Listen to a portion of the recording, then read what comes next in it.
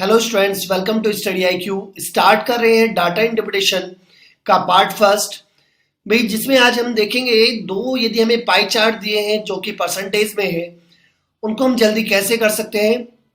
Clear, कई बार वो bar graph में भी होगा तो हम उसका यूज कैसे करेंगे, तो थोड़ा सा डिफरेंट सोच रखनी होगी उस तरह के क्वेश्चन को करने के लिए, जिससे कि हम पेपर में जल्दी कर सके।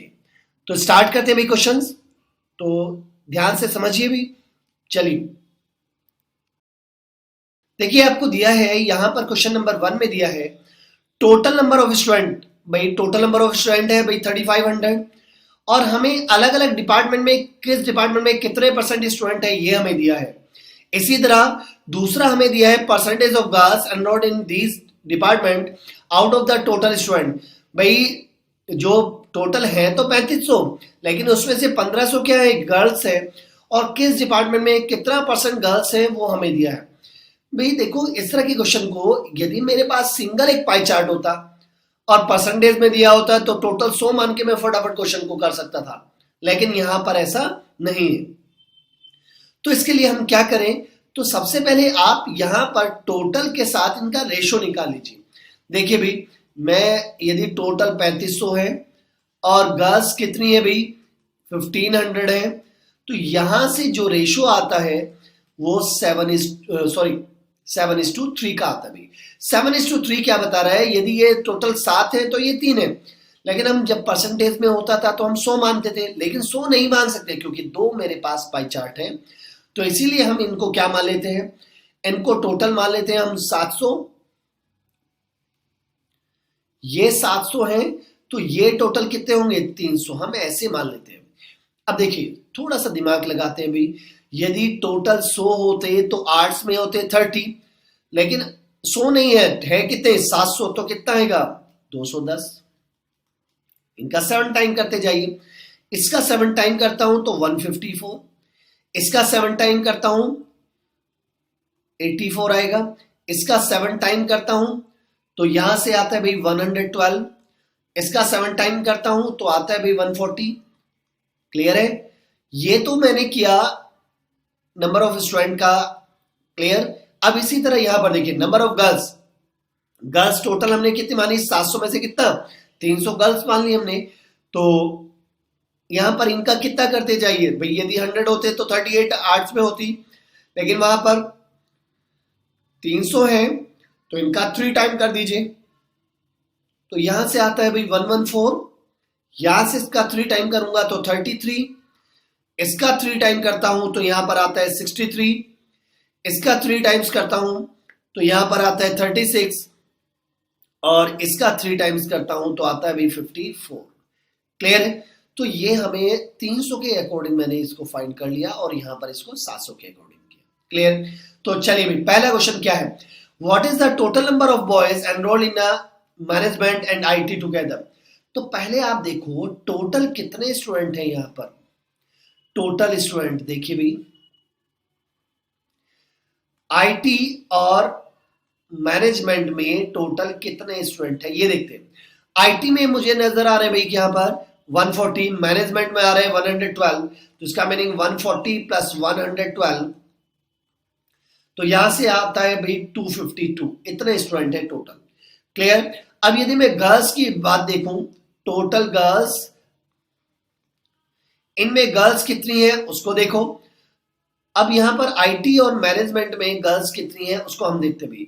आईटी में गर्ल्स कितनी नजर आ रही भाई, आईटी में 54, मैनेजमेंट में कितना 36, तो 54 प्लस 36 इट मींस यहां पर आ जाता है 90।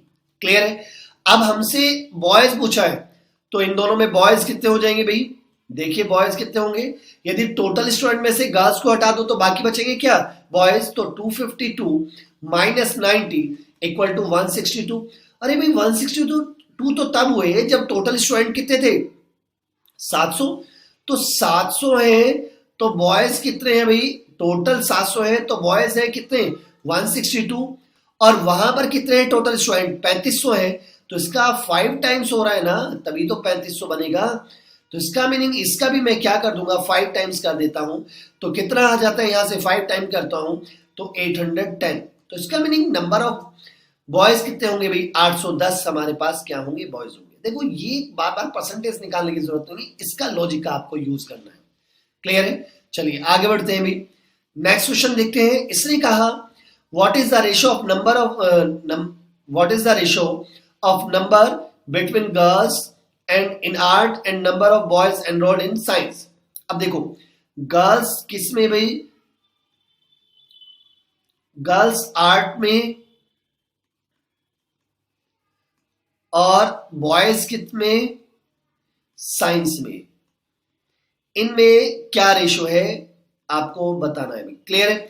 अब देखो गर्ल्स किस में, आर्ट्स में, आर्ट्स में गर्ल्स कितनी नजर आ रही हैं, मेरे को नजर आ रही है भी 114। और बॉयज को यदि मैं देखता हूं, साइंस में बॉयज निकालें, साइंस में टोटल स्टूडेंट कितने हैं 154, माइनस यदि मैं साइंस में से गर्ल्स हटा दूं, गर्ल्स कितनी है 33, तो मेरे पास यहां पर क्या मिलेगा भाई 114 अपॉन में माइनस करता हूं तो इसमें से माइनस किया कितना आ जाता है भाई 121। तो क्या रेशो आया भाई 114:121, ये इनका क्या होगा, गर्ल्स और बॉयज का क्या होगा रेशो होगा। देखिए कैलकुलेशन बहुत आसान हो जाएगी आपके लिए यदि आप ऐसा कर लेते हैं भी। क्लियर? चलिए भाई नेक्स्ट क्वेश्चन की तरफ चलते हैं। नेक्स्ट क्वेश्चन में दिया है what is the total number of girls enrolled in science and commerce together. Science और कॉमर्स में गर्ल्स कितनी है।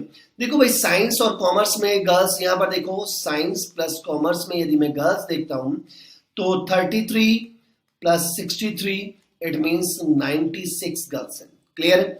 96 गर्ल्स तो तब है जब टोटल नंबर ऑफ गर्ल्स है 300 है तो 96 है, बात सिंपल सी है।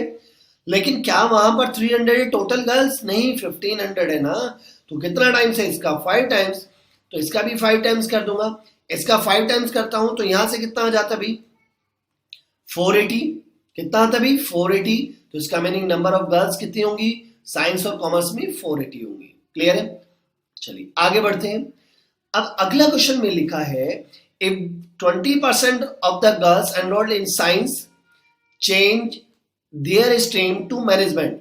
भाई साइंस में जो गर्ल्स हैं उसका 20% किस में चली गई मैनेजमेंट में, तो इसका मीनिंग मैनेजमेंट में स्टूडेंट बढ़ जाएंगे। तो उसने कहा है what will be the new number of management student all together. तो बताइए अब कितने स्टूडेंट हैं मैनेजमेंट में। तो पहले देखो गर्ल्स मैनेजमेंट में कितनी गई, भाई गर्ल्स थी साइंस में गर्ल्स है 33, इसका कितना परसेंट 20%, तो 20% करेंगे तो यहां से कितना आ जाता है भाई, यहां से ये 5 टाइम्स तो कितना है 6.6। इतनी गर्ल्स किस में चली गई मैनेजमेंट में, तो मैनेजमेंट में टोटल स्टूडेंट कितने हो जाएंगे भाई, मैनेजमेंट में ऑलरेडी कितने हैं 112 है और 6.6 और चली जाए तो यहां से कितना आ जाएगा 118.6। क्लियर है? 118.6 ये मैनेजमेंट में चले गए। अब आपसे कहा क्या है कि अब टोटल मैनेजमेंट में कितने हैं। अब देखो सिंपल सी बात है, ये जब टोटल स्टूडेंट है 700, टोटल कितने मान के चल रहा हूं भाई मैं 700, जब 700 है तो मैनेजमेंट में कितने हैं भाई, मैनेजमेंट में हमारे पास 118.6। क्लियर है? लेकिन वहां पर इसका तो 5 टाइम्स है ना, तो इसका 5 टाइम्स, इसका मीनिंग ये हुआ 3500, तो यहां पर भी इसका 5 टाइम्स कर देंगे। तो जब मैं इसका 5 टाइम्स करता हूं तो यहां पर मेरे पास आ जाता है भाई 593।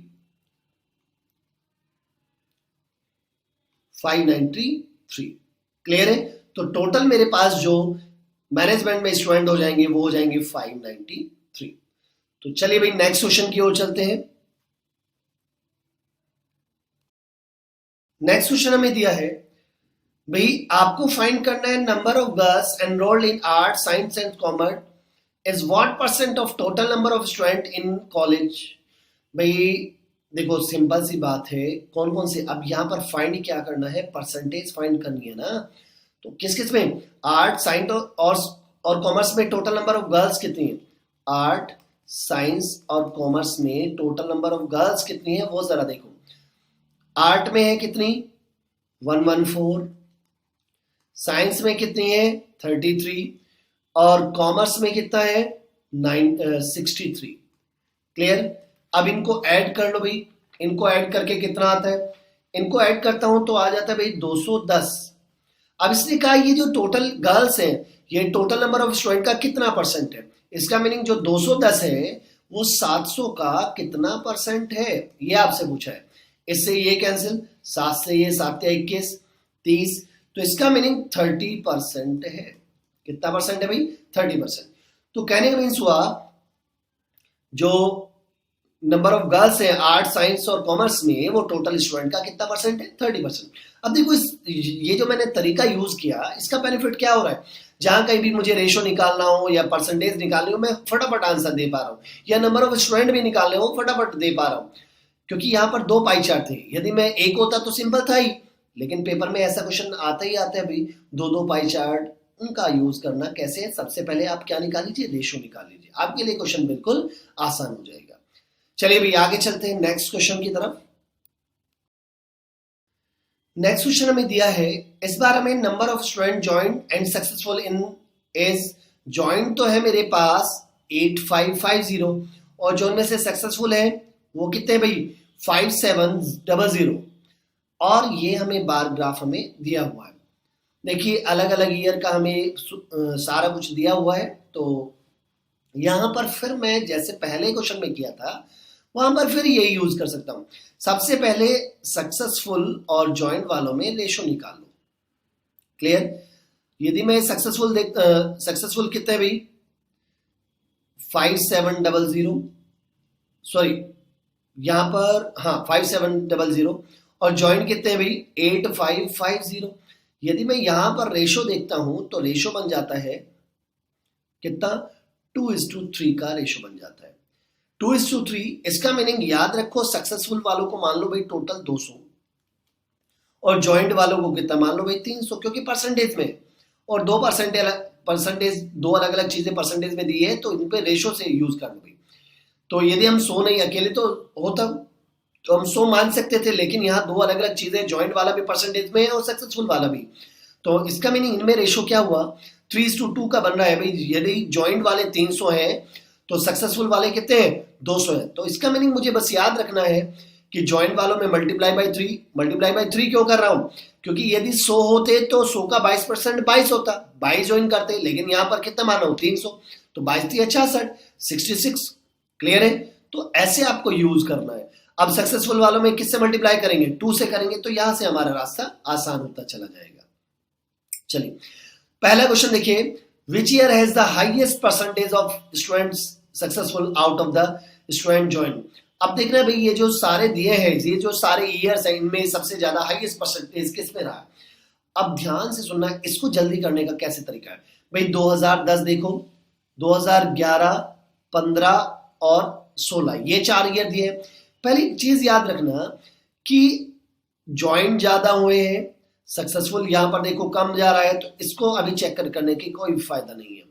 इसमें क्या है कि जो सक्सेसफुल वाले हैं वो ज्वाइंट वालों से परसेंटेज में ज्यादा जा रहे हैं, तो इसको चेक करना बेनिफिशियल है, तो इसको चेक करो।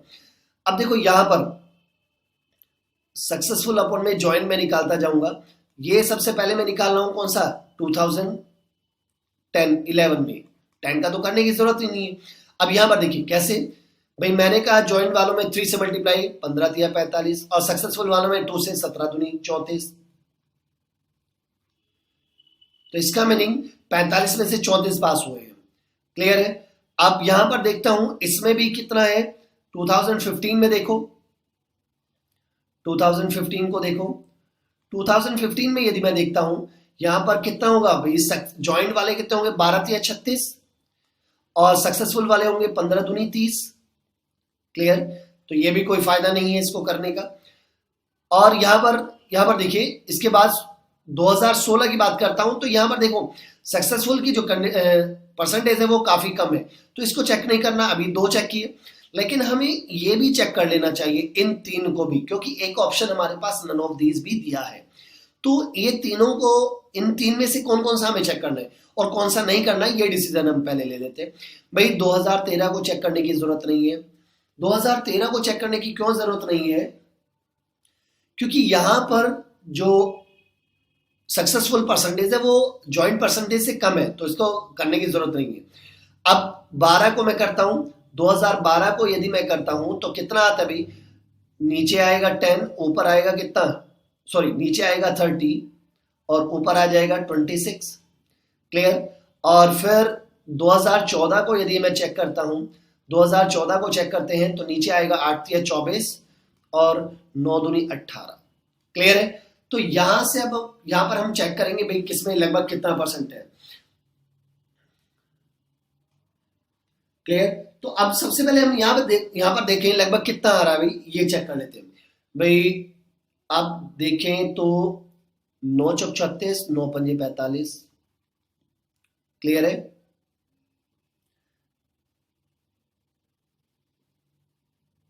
फोर बाई फाइव, इसका मीनिंग 75%,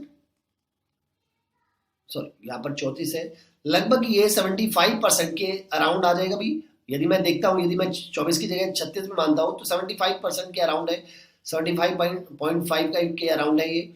यहां पर यदि हम देखते हैं 30/36, 30/36 यदि मैं देखता हूं तो लगभग कितना है, 6 से 35, 6 से 36, तो लगभग कितना आता है ये 83.33%। क्लियर, पक्का।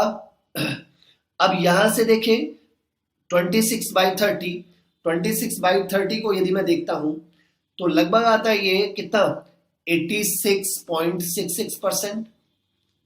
और यहां से यदि मैं देखता हूं इसको तो 18/24, तो 36/18, 6/24, तो ये आ जाता है 75% एग्जैक्ट। तो इनमें सबसे ज्यादा किस में आ रही है, 2012 में। 2012 ऑप्शन में नहीं है तो आंसर क्या आ जाएगा भाई, नन ऑफ दीज आ जाएगा। क्लियर है। तो थोड़ा सा आपको आइडिया लेना है भी कहां से हम जल्दी हम निकाल सकते हैं, ये आपको चेक करना है। दूसरा आता है भी इसमें देखिए, इसमें अगला क्या दिया है, नेक्स्ट क्वेश्चन दिया है, what percent of student successful in the year 2014 out of the total number of student join in the same year. 2014 में जो सक्सेसफुल है वो ज्वाइंट वालों का कितना परसेंट है। अरे 2014 तो हमने अभी चेक किया था, ऊपर कितना था भाई, 18 ने सक्सेसफुल रहे और ज्वाइंट थे कितने, ज्वाइंट थे यहाँ पर 24, तो और परसेंटेज निकालनी है तो इनटू 100, तो यहां से कितना आ जाता है भाई 75%। कितना आता है भाई 75%। तो यहां से 75% क्या थे, सक्सेसफुल थे 2014 में। क्लियर है। आगे बढ़ते हैं। अगला क्वेश्चन हमें दिया है, what is the ratio of student successful and the student join in the year 2012। 2012 में, 2012 में देखते हैं भाई किस किस का रेशो, सक्सेसफुल का और ज्वाइंट का, सक्सेसफुल और ज्वाइंट का रेशो वो पूछना चाहता है। तो पहले 2012 में देखें सक्सेसफुल कितने रहे होंगे भाई, ये है, इसमें सक्सेसफुल वाले में मल्टीप्लाई बाय 2 करना है तो 13 दूनी 26, और ज्वाइंट वाले में कितना है मल्टीप्लाई बाय 3 तो 30। तो यहां से क्या रेशो आ रहा है भाई 26:30, या आप कह सकते हैं 13:15 का रेशो। तो ये वाला रेशो किस नंबर से आ सकता है भाई, ये वाला जो नंबर है ये 15 का मल्टीपल जा रहा है और ये 13 का मल्टीपल है उसी रेशो में। तो आंसर क्या आएगा भाई 247:285, ये वाला रेशो हमारा होगा। क्लियर। चलिए आगे बढ़ते भाई। देखिए आंसर देने में इतना टाइम नहीं लगेगा, फिर यदि आप सही से कैलकुलेशन इस तरह से यूज करते हैं तो इसमें ज्यादा टाइम आपको नहीं लगता है। आगे देखते हैं भाई। नेक्स्ट क्वेश्चन दिया है, what percentage of students successful out of the total number of students join in the year 2011 and 2012 together। 11 और 12 का एक साथ लेना चाहता है। हमें पूछा क्या है, परसेंटेज पूछी है, तो सक्सेसफुल अपॉन में ज्वाइंट परसेंटेज पूछा है ना, तो पहले ज्वाइंट देखो कितना है, 11 में देखो ज्वाइंट तो 15 तिया 45, 45 हुआ, प्लस 12 में ज्वाइंट देखो 10 तिया 30। क्लियर। सक्सेसफुल की बात करता हूं तो 17 दूनी 34, प्लस यहां पर कितना हुआ 13 दूनी 26। क्लियर। और परसेंटेज निकालनी है इनटू 100, तो यहां से कितना आता है, ऊपर आ जाता है इनका सम आ जाता है भाई 60, अपॉन में यहां पर आता है भाई 75 इंटू 100, तो यहां से 25 या 75, 25 4 100, 4 3 से ये 20 बार, तो कितना आता है भाई 80% यहां पर आया। तो कहने का मीन्स ये है कि 2011 और 2012 में जो सक्सेसफुल कैंडिडेट है ज्वाइंट कैंडिडेट का 80% है। तो ऑप्शन नंबर क्या आ जाता है भाई? 1 आता है। चलिए भाई नेक्स्ट क्वेश्चन की ओर चलते हैं। नेक्स्ट हमें दिया है the total number of student successful in the year 2010 and 13 together exceed the total number of student join in the 2012 and 14 together by. अब देखो दो अलग अलग ईयर का कंपैरिजन करा रहा है, रेशो नहीं पूछ रहा है, वहां पर पूछ रहा है क्या वैल्यू पूछ रहा है, तो थोड़ा सा आप ध्यान से करना है हमें। देखो पहले आप देखो 2010 और 2013 में सक्सेसफुल कितने हैं। 2010 में देखो 18 में किससे मल्टीप्लाई करोगे? 2 से। और 2000 ये तो 10 हुआ, और 2013 में यहां पर 16 इंटू 2। क्लियर? तो 18 दूनी 36 प्लस 16 दूनी 32, तो यहां से कितना आया? 68। तो इसका मीनिंग 68 स्टूडेंट क्या है? वो सक्सेसफुल है। कितनों में से? भाई हम इनको तो 200 मान रहे हैं ना, ज्वाइंट वालों को 300। तो 200 में से 68 सक्सेसफुल है। तो वहां पर टोटल कितने स्टूडेंट थे? वहां पर सक्सेसफुल थे हमारे 5700। तो 5700 में से कितना होगा? तो 68 इंटू 5700 अपॉन में कितना? 200। तो इसको सॉल्व करता हूं तो आता है भाई 1938 आ जाता है। इसी तरह अब आता है भाई जॉइंट वाले, हम देखते हैं जॉइंट वाले कौन कौन सी है। 12 और 14। 12 में देखो जॉइंट कितना दिखा रहा है? 10। तो 10 का कितना मल्टीप्लाई बाई 3 करूंगा तो 30। और 14 में यहां पर कितना है? 8 या 24। क्लियर? तो यहां से 30 यहां पर, 24 यहां पर, तो 54 आया। तो इसका मीनिंग कितने में से? 300 में से भी। 300 यदि टोटल है तो 54 जॉइंट थे। और वहां पर कितने थे भी टोटल? वहां थे टोटल हमारे पास 8550। तो कितने होंगे? 54 इंटू 8550 अपॉन में कितना? 300। तो कितना आता है यहां पर? ये आ जाता है भाई सॉल्व करके 1539। क्लियर है? तो अब यही तो पूछा था कितना ज्यादा है, सक्सेसफुल वाले कितना ज्यादा। तो 1938 माइनस 1539, तो यहां पर आ जाता है भाई 399। तो कितना ज्यादा है भाई? 399 जाता है। आपको डिफरेंट डिफरेंट शेप्स दी हैं, मतलब फील्ड के नाम दिए हैं ABCDE। ट्राइंगल की शेप दी है, रेक्टेंगल की शेप दी है, स्क्वायर दिया है, रोम्बस दिया है, फाइन, देन सर्कल दिया है, side, base, height, radius, different different kind की चीजें दी हैं। कुछ नहीं दी है, जैसे ट्राइंगल का रेडियस नहीं होता है तो नहीं दिया है, ट्राइंगल की साइड नहीं दी है, तो कुछ चीजें नहीं दी हैं, कुछ दी हैं। तो कॉस्ट ऑफ फ्लोरिंग, तो एक चीज यहाँ पे आपको जो ध्यान से समझना है, कॉस्ट ऑफ फ्लोरिंग का मतलब क्या हो गया? फ्लोरिंग के लिए मेरे को निकालना पड़ेगा area, and cost of fencing का मतलब क्या हो गया? We need to find the perimeter. तो फ्लोरिंग अगर क्वेश्चन आता है तो you need to find the area of that particular shape. अगर फेंसिंग का क्वेश्चन आता है तो पेरीमीटर आपको उस पर्टिकुलर शेप का निकालना पड़ेगा। तो क्वेश्चन एक बार स्टार्ट करते हैं। ये चार्ट इंपॉर्टेंट था। अब इस चार्ट पे हार्ड क्वेश्चन भी बन सकते हैं, इजी क्वेश्चन भी बन सकते हैं। तो एक बार ये 4 क्वेश्चन का सेट है, 2008 के किसी बैंक एग्जाम में आ चुका है। मेरे को एग्जैक्ट नाम ध्यान नहीं आ रहा है, इलाहाबाद पीओ था या पता नहीं बैंक ऑफ इंडिया का कोई पीओ था, तो वहां से उठाया गया है। क्वेश्चन काफी अच्छा है, बहुत ध्यान से आपको समझना है। क्वेश्चन नंबर फर्स्ट एक बार चेक करते हैं। What is the cost of flooring of A? तो इजी है। फ्लोरिंग ऑफ ए यानी कि फ्लोरिंग जो ए की फ्लोरिंग है वो क्या है? ट्राइंगल शेप की है। जो फील्ड ए है वो ट्राइंगल की है। कॉस्ट ऑफ फ्लोरिंग, तो फ्लोरिंग के लिए we need to find the area. तो एरिया आपको निकालना पड़ेगा। एरिया जो पर स्क्वायर फीट जो एरिया है वो क्या है? 50 रुपीज। इसके बाद देखते हैं, बेस आपको 16 दिया है और हाइट आपको दी है 12। कॉस्ट ऑफ फ्लोरिंग, तो फ्लोरिंग के लिए we need to find the area. तो ट्राइंगल का एरिया आपको पता है कैसे निकालते हैं? Half multiply base multiply height. Half multiply base multiply height आ गया। एरिया जो पर स्क्वायर फीट दिया है वो क्या दिया है? 50। तो इसको मल्टीप्लाई किससे कर देंगे? पर स्क्वायर मीटर, सॉरी मैंने फीट बोला बार बार, पर स्क्वायर मीटर। तो 50 से इसको मल्टीप्लाई कर देंगे। ये आपको कैलकुलेट करना है 6। 50 मल्टीप्लाई 6 हो गया 300, 16 या 48। तो 4800 इज द राइट आंसर। तो option number C is correct. एक बार नेक्स्ट क्वेश्चन स्टार्ट करते हैं। Question number second. तो क्वेश्चन नंबर सेकंड में उसने पूछा कि what is the difference between the cost of fencing of C. भाई यहाँ पे बहुत ध्यान से समझना, बच्चे अक्सर इसको जल्दबाजी करने के चक्कर में वो फेंसिंग और फ्लोरिंग में कंफ्यूज होते हैं। फेंसिंग में एरिया निकाल देते हैं, ठीक है, और फ्लोरिंग में भी एरिया निकाल देते हैं। तो फेंसिंग में आपको कंफ्यूज नहीं होना है। Fencing is what? Fencing is a perimeter. Fencing भाई बाउंड्री पे करी जाती है ना, तो बाउंड्री की लेंथ आपको निकालनी है। जो भी फील्ड की शेप है उस शेप का पेरीमीटर आपको निकालना है। जैसे सर्कल का मैं पेरीमीटर नहीं बोलता हूं, सरकमफ्रेंस बोल देता हूं, तो बात वही है, बाउंड्री की लेंथ आपको निकालनी है, दैट्स ऑल।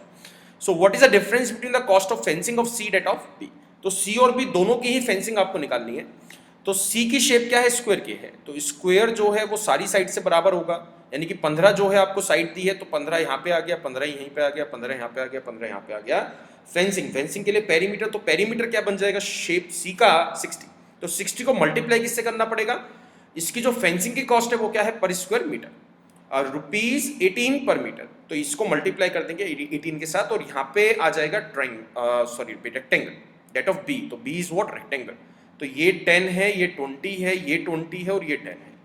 और रेक्टेंगल का जो पेरीमीटर है इजी है, सम ऑफ ऑल द साइड्स, तो 20 + 20 40 + 20 के आगे 60, तो 60 को मल्टीप्लाई किससे करना पड़ेगा? 15 के साथ, बिकॉज रेक्टेंगल का जो कॉस्ट ऑफ फेंसिंग है वो क्या है? 15 पर मीटर, ₹15 पर मीटर, तो इसको मल्टीप्लाई कर देंगे 15 के साथ। इन दोनों का डिफरेंस निकालना है, क्वेश्चन इजी, हार्ड नहीं था।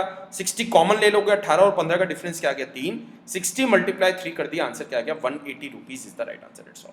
फाइन गाइस, एक बारी क्वेश्चन नंबर 3 स्टार्ट करते हैं। इजी है, ज्यादा हार्ड नहीं है भाई, क्वेश्चन ज्यादा हार्ड नहीं है। ये चार्ट में बोल सकता हूँ, इस चार्ट पे हार्ड क्वेश्चन बन सकते हैं, बट ये वाले जो 4 क्वेश्चन है ये इजी है, ज्यादा हार्ड नहीं है।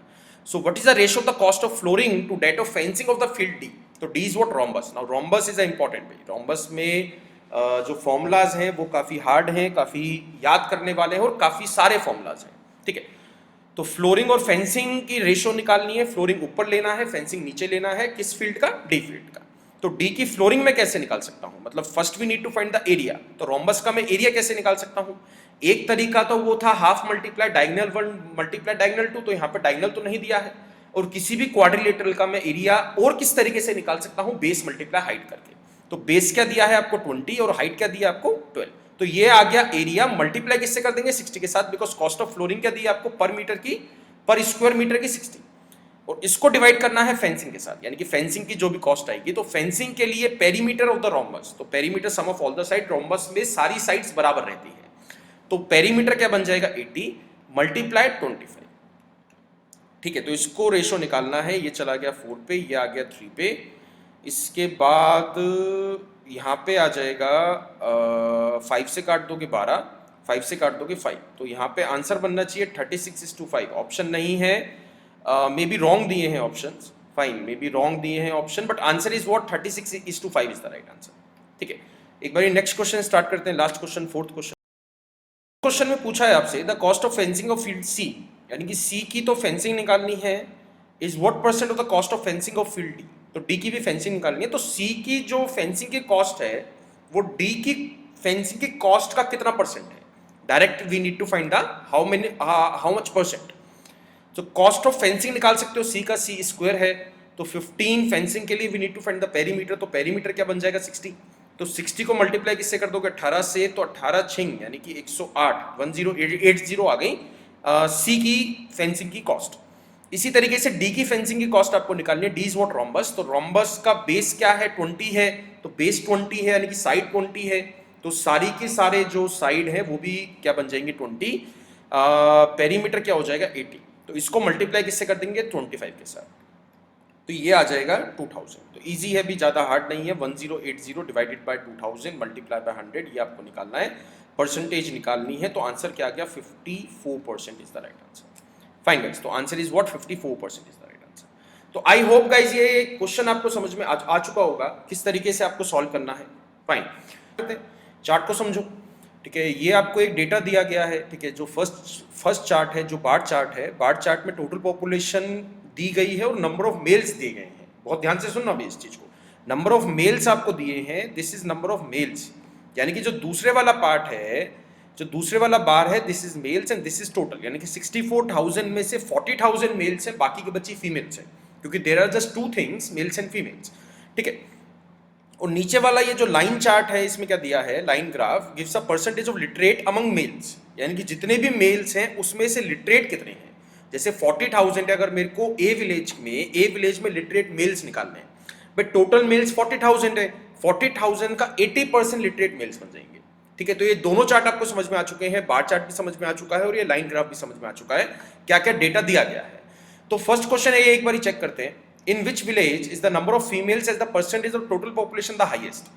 मतलब कौन से विलेज में टोटल पॉपुलेशन का परसेंटेज ऑफ फीमेल्स हाईएस्ट है, मतलब फीमेल्स की परसेंटेज हाईएस्ट है। तो एक चीज ध्यान से समझना भी, यहाँ पे थोड़ा सा मैं समझाऊंगा आपको। यहाँ पे टोटल पॉपुलेशन दी गई है, मेल्स दिए गए हैं, टोटल फीमेल्स आपको निकालनी पड़ेंगी, मतलब बेसिकली प्लस माइनस करके निकालना पड़ेगा। फीमेल्स का डायरेक्ट आपको एक बार नहीं दिया गया है, बार जो है टोटल पॉपुलेशन और नंबर ऑफ मेल्स का दिया गया है। तो यहां पे हम इसको जल्दी से कैसे सॉल्व कर सकते हैं भाई, जिस विलेज में मेल्स की परसेंटेज सबसे कम होगी, ठीक है, बहुत ध्यान से सुनना भाई, जिस विलेज में मेल्स की पॉपुलेशन सबसे कम होगी उस विलेज में फीमेल्स की पॉपुलेशन सबसे ज्यादा होगी या नहीं होगी। भाई मैं जो है परसेंटेज की बात कर रहा हूं, जिस विलेज में मेल्स की परसेंटेज ऑफ पॉपुलेशन सबसे कम है उस विलेज में फीमेल्स की परसेंटेज ऑफ पॉपुलेशन बन जाएगी सबसे ज्यादा। तो यहां पे अगर आप देखते हो तो देखते ही पता लग जाएगा भाई, यहां पे गैप जो है 30 का है, मतलब जो गैप है जिसमें सबसे ज्यादा गैप है, जैसे यहां पे भी कम गैप है, यहां पे भी कम गैप है, सी में भी कम गैप है, डी में भी कम गैप है, इन कंपैरिजन ई में सबसे ज्यादा गैप है। भाई 60,000 में से खाली 24,000 मेल्स बचे हैं, 60,000 में से 24,000 मेल्स हैं, तो गैप बहुत ज्यादा है। तो परसेंटेज सबसे कम किस में है, ई में है। परसेंटेज सबसे कम किसकी, मेल्स की परसेंटेज जो सबसे कम है वो ई में है। तो फीमेल्स की परसेंटेज सबसे ज्यादा किसमें बन जाएगी, E should be the right answer. तो हमने देखते ही ये क्वेश्चन सॉल्व कर दिया है। अगर क्रॉस चेक करना है क्रॉस चेक कर लो। 60,000 का 60,000 24,000 जो है वो 60,000 का इज व्हाट परसेंट भाई, 6 चौक 24 हुआ या नहीं हुआ, मतलब 60,000 का अगर आप 10% निकालते हो भाई, स्ट्रेट है, अगर 10% निकालते हो तो 6,000 आएगा। तो 6,000 का 24 बनाना है तो मल्टीप्लाई किससे करोगे, 4 से। तो 10% को भी किससे मल्टीप्लाई करना पड़ेगा, 4 से। तो आंसर क्या बन जाएगा, 40%। तो ई में जो है वो 40% मेल्स हैं। अभी मैं बात कर रहा हूं, क्वेश्चन फीमेल्स का पूछा है बट मेल्स की मैं सबसे कम निकाल रहा हूं। जिस विलेज में मेल्स की पॉपुलेशन सबसे कम मिल जाएगी वो आपके लिए सही आंसर बन जाएगा, क्योंकि जिस विलेज में मेल्स की पॉपुलेशन सबसे कम होगी उसमें फीमेल्स की हाईएस्ट बन जाएगी। तो यहां पे ई में मेल्स की पॉपुलेशन अभी जो हमें दिखाई दे रहा है वो सबसे कम दिखाई दे रहा है, और हमने सॉल्व कर लिया 40% है। बाकियों का चेक कर लो भाई, 40% से ज्यादा तो काम का ही नहीं है ना, 40% से कम मिलता है तो आंसर बन जाएगा। तो यहां पे अगर डी में आप देखते हो तो 80,000 का 40% क्या आएगा, 32%। 80,000 का 40% क्या आएगा, 32%। 8 चौक क्या हो गया, 32। तो यहां पे 50,000 है, 40% से ज्यादा है, तो D should not be the right answer. 54,000 का अगर 40% मैं निकालता हूं, 54,000 का 40% निकालता हूं तो अप्रोक्स 25,000 आएगा। अप्रोक्स पे आओ ना भाई, एग्जैक्ट निकालना ही नहीं है आपको। 25,000 आएगा, यहाँ पे 30,000 दिया है तो 40,000 से एक्स्ट्रा है, तो C should not be the right answer. अगर मैं 72,000 का 40% निकालता हूं तो क्या आएगा भाई, 7 चौक 28 हुआ ना भाई। अप्रोक्स भी अगर ले तो 72 भी नहीं, 72,000 मत लो, 70 ले लो। तो 70,000 का 40% निकालोगे 28,000 बना, अभी यहाँ पे 48 दिया है, 48 दिया है तो बहुत ज्यादा हुआ ना। तो दिस शुड नॉट, ये भी आंसर नहीं बनेगा, B should not be the right answer. 64,000 का 40% निकालते हो भी 40,000 तो नहीं आएगा, बिकॉज 40,000 किसका 40% आएगा, 1 लाख का 40% आएगा। तो यहां पे ए भी नहीं हुआ, तो option number E is correct. तो क्वेश्चन घुमाना पड़ेगा भी, क्वेश्चन अपने मुताबिक आपको सॉल्व करना पड़ेगा। ऐसा नहीं है कि फीमेल्स निकालोगे फिर परसेंटेज चेक करोगे। अरे क्वेश्चन को इजी बनाओ ना भाई, क्वेश्चन को समझो भी, there are only just 2 things, males and females. तो मेल्स अगर लोएस्ट है तो फीमेल्स हाईएस्ट है, तो option number E is correct. ठीक है, नेक्स्ट क्वेश्चन ट्राई करते हैं। क्वेश्चन नंबर 2 में क्या है, what is the ratio number of illiterate males in B to that of C. हाँ, दिस इज अ क्वेश्चन जिसमें आपको थोड़ा सा पेन यूज करना पड़ेगा, कैलकुलेशन करनी पड़ेगी। What is the ratio of the number of illiterate males B और सी। बी और सी में इलिटरेट मेल्स आपको निकालने सबसे पहले। तो बी के इलिटरेट मेल्स में कैसे निकालूंगा, 48,000 टोटल मेल्स थे और बी में लिटरेट की पॉपुलेशन क्या है, 70% लिटरेट मेल्स हैं, तो इलिटरेट क्या बन जाएंगे, 30%। तो 48,000 का 30% निकाल दिया, बी में इलिटरेट मेल्स आ गए हैं। ठीक है, इसके बाद देखते हैं। इसके बाद सी, भाई सी का आपको निकालना है। यहाँ पे 30,000 मेल्स दिए हैं जिसमें से 90% लिटरेट हैं, तो 10% इलिटरेट हो गए, तो 30,000 मल्टीप्लाई बाय 10%। इसमें रेशो आपको निकालनी है 100 से 100, 0 से 0, 3 से ये कट जाएगा 10,000, और 10,000 में 3 zeros, 48 और 10 में निकाल दो, 2 से काट दो, 24 आ गया, 2 से काट दो, 5 आ गया, 24:5 इज द राइट आंसर। भी ये इसका सही आंसर। ठीक है, चार्ट समझना है, जस्ट आपको जस्ट डेटा इंटरप्रिटेशन में चार्ट समझना है। चार्ट समझ में आ गया तो क्वेश्चन आप सॉल्व कर सकते हो। एंड बिलीव मी, अगर 5 क्वेश्चन आपके डेटा इंटरप्रिटेशन में आते हैं तो उसमें से एक क्वेश्चन हार्ड रहेगा ही रहेगा। जनरली वो हार्ड क्वेश्चन एवरेज का बनता है। एवरेज में आप कुछ भी नहीं कर सकते हो, सबका एवरेज निकालना पड़ेगा, फिर उसको डिवाइड करना पड़ेगा। यही उसका शॉर्टकट है या यही उसका लॉन्ग कट है, उसको जो भी कह लो, भी एक ही मेथड है। तो 5 क्वेश्चंस में से एक क्वेश्चन आपको छोड़ना पड़ सकता है। अपने दिमाग में ये बात लेके मत जाना एग्जाम में कि मेरे को तो पांचों के पांचों करने हैं। पांचों के पांचों आप नहीं कर पाओगे। एक क्वेश्चन वो ट्रिकी डालेगा जिसमें बच्चा टाइम वेस्ट करता है। आंसर तो निकल जाएगा बट टाइम लगाना पड़ेगा, तो उसको बाद के लिए मार्क कर देना, बाद के लिए छोड़ देना। ठीक है, एक बार थर्ड क्वेश्चन ट्राई करते हैं। ये आ गया, what is the average number of literate males per village? So what is the average? तो एवरेज के लिए तो आपको सॉल्व ही करना पड़ेगा ना भाई। एवरेज के लिए तो आप ऑप्शन भी यूज नहीं कर सकते बिकॉज डिवीजन आ गई, डिवाइड करना पड़ेगा ना आपको। तो average number of literate males per village, तो 40,000 का निकालना पड़ेगा सबसे पहले। ठीक है, 40,000 में लिटरेट निकालने पड़ेंगे। लिटरेट क्या आ गया 80%, तो ये कैलकुलेट करना पड़ेगा। फिर प्लस 48,000 का आपको 70% निकालना पड़ेगा। फिर प्लस करना पड़ेगा 30,000 का 90% निकालना पड़ेगा। ठीक है, फिर उसको प्लस करना पड़ेगा। तो सारे ऐसे प्लस करके मैं सॉल्व नहीं करूंगा, इसमें कैलकुलेशन है, कुछ समझाने वाला इसमें पार्ट नहीं है, जस्ट आपको कैलकुलेट करना है, डिवीजन डिवाइडेड बाय 5 करना है, नंबर ऑफ एवरेज आपको में मिल जाएगा। तो एवरेज वाला क्वेश्चन मैं इसीलिए चाहता हूं, ठीक है, इसीलिए चाहता हूं कि आप लास्ट में मतलब पूरा पेपर करने के बाद आपको एवरेज वाले क्वेश्चन करने हैं। अगर डेटा इंटरप्रिटेशन में एवरेज आता है, मैं मैथमेटिक्स वाले एवरेज की बात नहीं कर रहा हूं बेटी, डेटा इंटरप्रिटेशन में एवरेज उस टाइप का एवरेज नहीं आता है जो मैथमेटिक्स में हमने पढ़ा था। तो it is a different kind of average. ठीक है, जिसमें आपको ट्रेडिशनल मेथड से ही सबको सम करके डिवीजन करना पड़ेगा, तभी आप आंसर निकाल सकते हो। ठीक है, एक बार क्वेश्चन नंबर 4 में आपको दिखा देता हूं। In how many villages is the number of illiterate males as a percentage of total population more than 21%? ठीक है, now this is the important question. मैं कहूंगा this is a typical bit hard question. एक बार देखते हैं। Okay, तो इस question में दिया है इन हाउ मेनी विलेजेस। ठीक है, इन हाउ मेनी विलेजेस, बहुत ध्यान से सुनना भी, question is a hard. In how many villages is the number of illiterate males as a percentage of total population more than 21%। चीज समझ में आई या नहीं है? मतलब जो इलिटरेट मेल्स हैं वो टोटल पॉपुलेशन का 21% से ज्यादा हो, ऐसे कितने विलेजेस हैं ये आपको बताना है। मैं एक बार एग्जांपल दे कि आपको समझा देता हूं। जैसे यहाँ पे 60,000 है, बट टोटल जो मेल्स हैं वो 60,000, टोटल जो पॉपुलेशन है वो 60,000 है, टोटल मेल जो है वो 24,000 है। तो 24,000 का लिटरेट 75% है, तो 25% कौन बन गया? इलिटरेट। तो 24,000 का, ठीक है, 24,000 का अगर मैं 25% निकालता हूं, 1/4 करोगे तो क्या आ जाएगा? 6,000। तो 6,000 जो 60,000 का है वो वाला 21% से ज्यादा बन रहा है या कम बन रहा है, ये आपको बताना है। अगेन रिपीट कर रहा हूं भाई, ई विलेज में इलिटरेट मेल जो है वो 6,000 है। तो 6,000 अगर आप देखते हो तो 60,000 का 10% हुआ ना, तो 10% नहीं आना चाहिए, 21% से ज्यादा आना चाहिए। ऐसे कितने विलेजेस हैं ये आपको बताना है। Question is clear? तो यहां पे एक सिंपल सा फंडा मैं यूज करूंगा। ठीक है, लेट सपोज सबका जो विलेजेस है सबका बेस बना लेते हैं 100। ठीक है, मैं परसेंटेज में ले आता हूं, सारी जो चीज है वो परसेंटेज में ले आता हूं, अमाउंट में नहीं छोड़ता हूं। जैसे अगर आप ई विलेज का निकालोगे तो 60,000 में मतलब कितने परसेंट मेल्स हैं, मैं आपसे जस्ट पूछ रहा हूं कि कितने परसेंट मेल्स हैं। तो सबसे पहले निकाल लेते हैं ई का। ई के थ्रू मैं आपको बता देता हूं कि क्या कर रहा हूं मैं। तो मैं जो कर रहा हूं वो ये कर रहा हूं, 24,000 is what percent of 60,000? 24,000 is what percent of 60,000? Multiply कर दोगे 100 के साथ तो आंसर क्या आ जाएगा? 40%। तो मैंने क्या मान लिया कि टोटल पॉपुलेशन 100% है, टोटल पॉपुलेशन 100% है, उसका 40% क्या है? मेल्स है। तो सारी गेम में परसेंटेज पे ले आया, नंबर्स पे नहीं छोड़ी।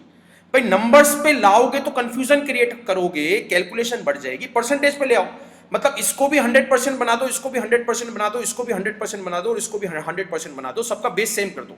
बेस का मतलब क्या हो गया? अभी सबका बेस क्या है? 64,000, 72,000, 80,000, 54,000, 60,000, ये अमाउंट है। मैंने क्या मान लिया कि सारे विलेजेस की पॉपुलेशन 100% मान लेते हैं और उनके मेल्स की पॉपुलेशन डिफरेंट निकाल देते हैं। ठीक है, चीज समझ में आई? मैं आपसे क्या समझा रहा हूं कि सारे मेल जो है परसेंटेज के बेस में ले आओ। जैसे ई में 40% मेल्स हैं, तो 40% मेल्स हैं तो कितने परसेंट इलिटरेटेड? टोटल पॉपुलेशन का तो मैं कैसे निकाल सकता हूं? 40% मेल्स हैं तो 75% लिटरेट थे, तो 25% इलिटरेट है। तो 25% में परसेंटेज का ही निकाल दूंगा, इसी का 25% निकाल दो तो क्या आ जाएगा, आंसर इज 10%। डायरेक्टली निकाल दिया मैंने, अमाउंट पे मैं लाया ही नहीं हूं, नंबर पे मैं लाया ही नहीं हूं, परसेंटेज पे गेम बना दी, दैट्स ऑल। चीज समझ में आई या नहीं आई भाई? बहुत ध्यान से इसको दोबारा दोबारा सुनना है आपको, दोबारा दोबारा खुद से सॉल्व करना है, ठीक है। तो ऐसे हर एक, मैं जस्ट आपसे ये चाहता हूं कि हर एक विलेज की मेल परसेंटेज बता दो, अप्रॉक्स बता दो भले भाई, उससे कुछ फर्क नहीं पड़ेगा, ज्यादा कुछ खास फर्क नहीं पड़ेगा। जैसे यहाँ पे 64,000 है, यहाँ पे 40,000 मेल्स है, 64,000 टोटल थी, 40,000 मेल्स है, तो 64,000 का 60,000 का ले लेते हैं भाई। 60,000 का अगर आप 60% निकालते हो, ठीक है, 60,000 का 60% निकालते हो तो क्या आ जाएगा, 36,000। भाई थोड़ा सा फालतू है तो 60% से थोड़ा सा एक्स्ट्रा ले लेते हैं, लेट सपोज 62% है, इसको मान लेते हैं 62% है, बिकॉज 64,000 का 60,000 का अगर आप 60% निकालोगे तो 36,000 बन जाएगा। मेरे को बनाना 40,000 है, 64,000 का एक मेरे को आइडिया मिल गया ना भाई, 60% के आसपास बननी चाहिए वैल्यू, ठीक है, 60% से कम नहीं बन सकती, ज्यादा ही बनेगी, तो आंसर लेट सपोज 62% मान लेते हैं, ठीक है। इसके बाद भाई नेक्स्ट देखते हैं। तो नेक्स्ट आ गया बी। तो बी में अगर आप देखते हो 72,000 है और यहाँ पे 48,000 है, तो ये तो भाई वैसे कट जाएगा, 24 का क्या होता है 72, और 24 दूनी क्या होता है 48,000। भाई ये हो गया 24 मल्टीप्लाई बाय 3 और ये हो गया 24 मल्टीप्लाई बाय 2, तो 1/2 कम है, तो 1/2 कम है तो क्या बन जाएगा 2/3। 2/3 क्या होता है 66.66%। परसेंटेज चैप्टर में मैंने आपको बताया था, परसेंटेज के बेसिक में भी आपको बताया था। 1/3 क्या होता है 33.33%, तो 2/3 क्या बन जाएगा 66.66%, ठीक है। नेक्स्ट देखते हैं सी। यहां पे दिया है 54,000 और यहां पे दिया है 30,000, तो 50,000 और 30,000 में निकाल दो। नहीं भाई, अगर मैं देखता हूं तो यहां पे 54,000 50,000 का अगर मैं 60% निकालता हूं तो 30,000 बनेगा नहीं बनेगा। यहां पे 54,000 है, मतलब बेस थोड़ा सा बड़ा है, बेस थोड़ा सा बड़ा है तो परसेंटेज कम हो जाएगी, क्या बन जाएगा लेट्स मान लेते हैं 56% के आसपास बन जानी चाहिए वैल्यू, ठीक है। इसको लेट सपोज इसको एज्यूम कर लेते हैं, अप्रॉक्स ले लेते हैं, 56% के आसपास बन जाएगी, ठीक है। इसके बाद देखते हैं डी। तो डी का यहाँ पे 80,000 है और यहाँ पे 50,000 है। भी इसका बता दो एग्जैक्ट क्या है, इसका तो एग्जैक्ट भी निकाल सकते हो।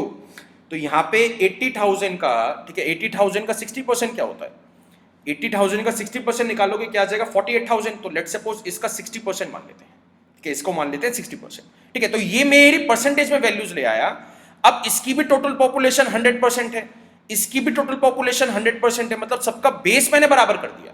भाई सी की भी 100% है, तो इसमें 62% मेल्स हैं, 66.66% मेल्स हैं, 56% मेल्स हैं, 60% मेल्स हैं और ई में 40% मेल्स हैं। अब यहां पे आ जाओ, मेरे से पूछा है कि किस पॉपुलेशन में या किस विलेज में इलिटरेट मेल्स की परसेंटेज में पॉपुलेशन जो है वो 21% से ज्यादा है। तो यहां पे 62% टोटल मेल्स हैं, जिसमें से 80% क्या है लिटरेट है, तो इलिटरेट क्या बचे 20%। तो इसका 20% निकालोगे तो अप्रॉक्स क्या आ जाएगा भाई, 6 दूनी क्या हो गया 12%, यानी कि 12% है, मेरे को 21% से एक्स्ट्रा बनाना है, तो ए ऐसा विलेज नहीं है। भाई पूरा प्रोसेस समझ में आया? मैंने मेल्स को परसेंटेज में कन्वर्ट कर दिया, फिर परसेंटेज का परसेंटेज निकाल दिया, दैट्स ऑल, ठीक है। नेक्स्ट देखते हैं बी का था 66.66%। तो यहां पे अगर आप देखते हो तो 70% मतलब 70% लिटरेट है, तो 70% लिटरेट है तो 30% क्या बचे इलिटरेट, तो इसका 30% निकालोगे तो क्या आ जाएगा, तो यहां पे जो है 30% निकालोगे तो इसको मतलब कैसे सॉल्व कर सकते हैं, 66.66% ना लिख के मैं इसको 2/3 भी लिख सकता हूं, मतलब इसको जो है 2/3 भी लिखा जा सकता है। तो 2/3 मल्टीप्लाई 30 डिवाइडेड बाय 100 लिख सकते हैं। तो ये चला गया 10 पे, ये चला गया इस पे, तो यहाँ पे जो है परसेंटेज में बनाना है तो यहाँ पे आ गया 5 और मल्टीप्लाई किससे कर देंगे 100 के साथ, because we need to convert it in the percentage. तो यहाँ पे ये क्या आ जाएगा 20%। तो एग्जैक्ट क्या आ गया 20%, मेरे को क्या चाहिए था 21% से ज्यादा, तो B should not be the right answer. C एक बार देख लेते हैं, यहाँ पे 56% है, तो यहाँ पे सी में 90% है, 90% लिटरेट है, तो 10% इलिटरेट बचे, तो इसका 10% निकालोगे तो 5.6 आया, 21% से ज्यादा नहीं है, तो सी भी आंसर नहीं हुआ। अब यहाँ पे जब डी में आप देखते हो तो यहाँ पे 60% जो है लिटरेट थे, तो 40% क्या बन जाएंगे इलिटरेट, तो इसका 40% निकालोगे तो क्या आ जाएगा, परसेंटेज का परसेंट निकाल रहे हो 6 चौक 24, तो यहाँ पे 24% बन रहा है जो है 21% से ज्यादा है। तो मेरे को एक ऐसा विलेज मिला है डी अभी तक जिसका 21% से फालतू आ रहा है। ई का एक बार चेक कर लेते हैं, ई का 40% था, 75% लिटरेट है, तो 25% इलिटरेट बचे, तो 40% का 25% निकालोगे तो 40 का 25% क्या आ जाएगा, 10। तो 10 जो है वो 21% से ज्यादा नहीं है, तो ई भी मेरा आंसर नहीं हुआ। आंसर क्या बन गया, only one village is the right answer. वो ये भी पूछ सकता है कि विच इज द विलेज, तो ऑप्शन आंसर नंबर क्या बन जाएगा, डी, मतलब आंसर बन जाएगा डी उस केस में। इसने पूछा इन हाउ मेनी विलेजेस, तो how many just one village is the possible. तो एक विलेज में ऐसा हुआ है कि इलिटरेट की पॉपुलेशन, इलिटरेट मेल्स की population as a percentage of the total population 21% से ज्यादा है। तो ये वाला कॉन्सेप्ट आपको समझ में आया। 62% मैंने मेल्स बना दिए, 62% का परसेंट इलिटरेट में कन्वर्ट कर दिया, मतलब 62% मेल्स थे तो परसेंट का परसेंट निकाल दिया, उससे कुछ फर्क नहीं पड़ेगा भाई, बिकॉज टोटल वैल्यू 100% है, टोटल पॉपुलेशन 100% है। ठीक है, नेक्स्ट क्वेश्चन ट्राई करेंगे। Okay, question number 5, in which village is the number of literate males as a percentage total population is the lowest. तो कौन से विलेज में, in which village is the number of literate males, मतलब number of literate males as a percentage of total population the lowest. एक बारी जो है fourth question repeat करो भाई, बैक करके एक बारी फोर्थ क्वेश्चन देखो। फोर्थ क्वेश्चन में क्या पूछा था कि इलिटरेट मेल्स की पॉपुलेशन जो है सबसे ज्यादा किसमें है, मतलब सबसे ज्यादा नहीं पूछा था वैसे, 21% पूछा था, 21% से फालतू किसमें है। बट यहां से एक चीज समझना कि जिस विलेज में इलिटरेट की पॉपुलेशन सबसे ज्यादा होगी, जिस विलेज में इलिटरेट की पॉपुलेशन सबसे ज्यादा होगी as a percentage of total population, उसमें लिटरेट मेल्स की पॉपुलेशन सबसे कम होगी। चीज समझ में आई, जैसा मैंने फर्स्ट क्वेश्चन कराया था, मेल्स एंड फीमेल्स में link, because there are only two things, literate and illiterate. तो जिस विलेज में इलिटरेट मेल्स की परसेंटेज सबसे ज्यादा है, उसमें लिटरेट की मेल्स की पॉपुलेशन सबसे कम होगी as a percentage of the total population. तो किसमें सबसे ज्यादा थी, एक बारी मतलब प्रीवियस क्वेश्चन पे जाना, उसमें देखना सबसे ज्यादा किसमें थी भाई, डी में सबसे ज्यादा थी। तो डी में लिटरेट सबसे ज्यादा है, तो सॉरी इलिटरेट सबसे ज्यादा है तो लिटरेट सबसे कम होंगे, तो ऑप्शन नंबर डी करें, आंसर नंबर डी करें। तो चीज समझ में आई, ये क्वेश्चन था, मैं फोर्थ एंड फिफ्थ क्वेश्चन कहूंगा, थोड़े से डिफिकल्ट थे, बार बार इसको रिपीट करोगे तो समझ में आ जाएगा। ऐसे क्वेश्चंस की प्रैक्टिस भी आपको करनी है, ऑनलाइन ढूंढो, जो मैंने शीट सेंड करी है उसमें कुछ ढूंढो, कुछ ना कुछ कहीं ना कहीं तो मिल जाएगा आपको। ठीक है, डिफिकल्ट नॉट डिफिकल्ट, अरे एग्जैक्टली मैं चार्ट कहूंगा डिफिकल्ट है, बहुत ज्यादा डेटा आपको दिया गया है भाई, टेबुलर फॉर्म में भी कुछ डेटा है, कुछ लाइन ग्राफ की फॉर्म में भी कुछ डेटा है। तो एक बार फर्स्ट क्वेश्चन देखते हैं। क्वेश्चन सब एक बार वीडियो को पॉज करके इसको पढ़ लेना कि क्या दिया है, क्या ये है, बाकी मैं एक बार बता देता हूँ। ईयर है, स्कूल है, ठीक है, ईयर है जैसे 1996 स्कूल ए, तो इतने बच्चे अपीयर हुए थे एग्जाम में, जैसे 1996 में ए स्कूल से 1000 स्टूडेंट्स अपीयर हुए थे एग्जाम में। और ये जो लाइन ग्राफ है ये आपसे क्या बोलता है, जैसे 1996 में ए का कौन सा है भी, ये वाली डॉट है, मतलब स्टार टाइप है, तो स्टार जो है वो 750 है, यानी कि 750 बच्चे पास हुए हैं, 1000 बैठे थे, 1000 अपीयर हुए थे जिसमें से 750 पास हुए हैं, तो 250 फेल हुए हैं, तो this is the all data. इसी तरीके से 1996 का बी स्कूल का भी निकाल सकते हैं। 1996 का बी स्कूल में 3000 अपीयर हुए थे, जिसमें से पास हुए हैं 500, तो पास हुए हैं 500 तो 2500 फेल हुए हैं। तो ये चीज जो टेबुलर है, जो टेबल डाटा है, उसको लाइन ग्राफ के साथ कैसे मिक्सअप करना है वो आपको समझ में आ चुका है। तो एक बार फर्स्ट क्वेश्चन देखते हैं। During which year was the total number of students who failed from school A B C D together the highest, मतलब किस साल में सारे स्कूल से मिला जुला के सबसे ज्यादा बच्चे फेल हुए हैं। फाइन, तो एक बारी मतलब इस क्वेश्चन को मैं एलिमिनेशन से के थ्रू कैसे कर सकता हूं, मतलब कौन सा ईयर मेरे को पता लग सकता है कि हाँ भाई ये ऐसा साल है जिसमें सबसे ज्यादा बच्चे फेल हुए हैं। जिस स्कूल में सबसे ज्यादा बच्चे आपको दिखाई दे रहे हैं भाई, अगर ज्यादा बच्चे अपीयर हुए हैं, तो चांसेस है ना कि ज्यादा बच्चे फेल हुए होंगे। जैसे अब अगर मैं 1999 देखते हैं, 1999 देखते हैं, तो ए स्कूल में 5000 स्टूडेंट्स अपीयर हुए हैं, यहाँ पे 3000 अपीयर हुए हैं, यहाँ पे 4000 अपीयर हुए हैं और यहाँ पे 5000 अपीयर हुए हैं।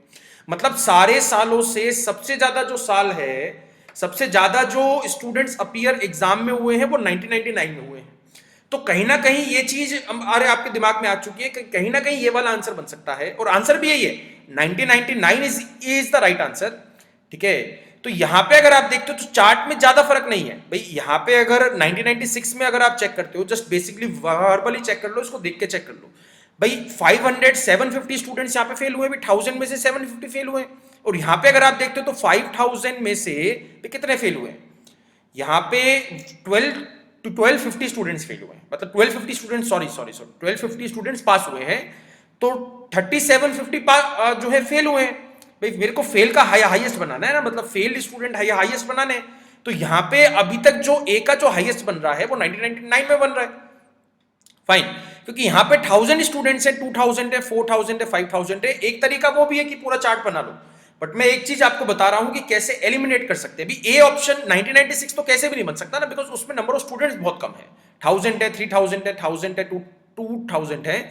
इसके बाद देख लेते हैं, मतलब यहां पे नंबर ऑफ स्टूडेंट्स फेल वाले आ गए ए में 1999 में, ठीक है, वो आ चुके हैं 3750। अभी तक के 3750 सबसे हाईएस्ट है, ठीक है। इसी तरीके से देखिए, देख लेते हैं बी का। बी के 3000 3000 3000 3000, तो 3000 में से अगर आप 1999 का देखते हो, किसका, बी का, तो बी है यहाँ पे, यानी कि 2250 फेल हुए हैं, तो 750, 2250 पास हुए हैं, तो 750 फेल हुए हैं। फाइन। इसी तरीके से स्कूल सी, ठीक है, स्कूल सी का अगर आप देखते हो तो यहाँ पे 1000 है, 2000 है, 3500 है, 4000 है, तो 4000 आपको ज्यादा दिखाई दे रहा है। यहाँ पे जो है 4000 ज्यादा दिखाई दे रहा है, और यहाँ पे डिफरेंस बहुत कम है। 1998 में और 1999 में जो पास होने के स्टूडेंट्स है उसमें डिफरेंस बहुत कम है, यहाँ पे डिफरेंस बहुत ज्यादा है। भाई 4000 एकदम से बहुत ज्यादा का जंप हो गया है। तो आंसर मेरे हिसाब से 1999 ही बनना चाहिए। फिर भी एक बार इसका चार्ट बना लेते हैं, ठीक है। यहाँ पे जो 96 ए फेल हुए हैं 250, जैसे ए में जो 1996 था 1000 अपीयर हुए थे, जिसमें से पास हुए हैं 750, तो फेल हुए हैं 250। इसी तरीके से बना लेंगे बी का।